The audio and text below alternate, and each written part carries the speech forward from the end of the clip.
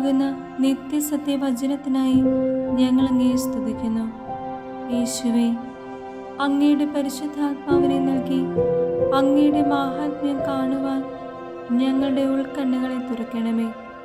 വചനമനുസരിച്ച് അങ്ങയുടെ സാക്ഷിയായി ജീവിച്ച് നിത്യജീവിതത്തിന് ഞങ്ങളെ അർഹരാക്കണമേ. ആമേൻ. സങ്കീർത്തനങ്ങൾ 75-ാം അധ്യായം 1 മുതൽ തിരുവചനങ്ങൾ. ദൈവം വിധികർത്താവ്. ദൈവമേ, ഞങ്ങൾ അങ്ങേക്ക് നന്ദി പറയുന്നു. ഞങ്ങൾ അങ്ങേക്ക് കൃതജ്ഞത അർപ്പിക്കുന്നു. ഞങ്ങൾ അങ്ങയുടെ നാമം വിളിച്ചപേക്ഷിക്കുകയും അങ്ങയുടെ അത്ഭുത പ്രവൃത്തികളെ പ്രകീർത്തിക്കുകയും ചെയ്യുന്നു.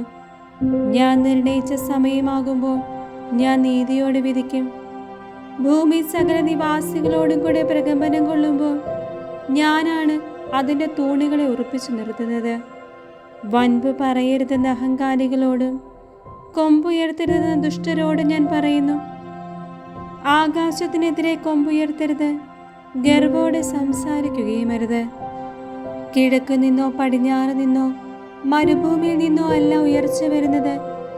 ഒരുവനെ താഴ്ത്തുകയും അപരനെ ഉയർത്തുകയും ചെയ്യുന്ന വിധി നടപ്പാക്കുന്നത് ദൈവമാണ്. നുരഞ്ഞു പൊതുന്ന വീര്യമേറെ വീഞ്ഞു നിറഞ്ഞ പാനപാത്രം കർത്താവിൻ്റെ കയ്യിലുണ്ട്. അവിടുന്ന് ഇത് പകർന്നു കൊടുക്കും. ഭൂമിയിലെ സകല ദുഷ്ടരും അത് മട്ടുവരെ ഉറ്റുകുടിക്കും. എന്നാൽ ഞാൻ എന്നേക്കും ആഹ്ലാദിക്കും.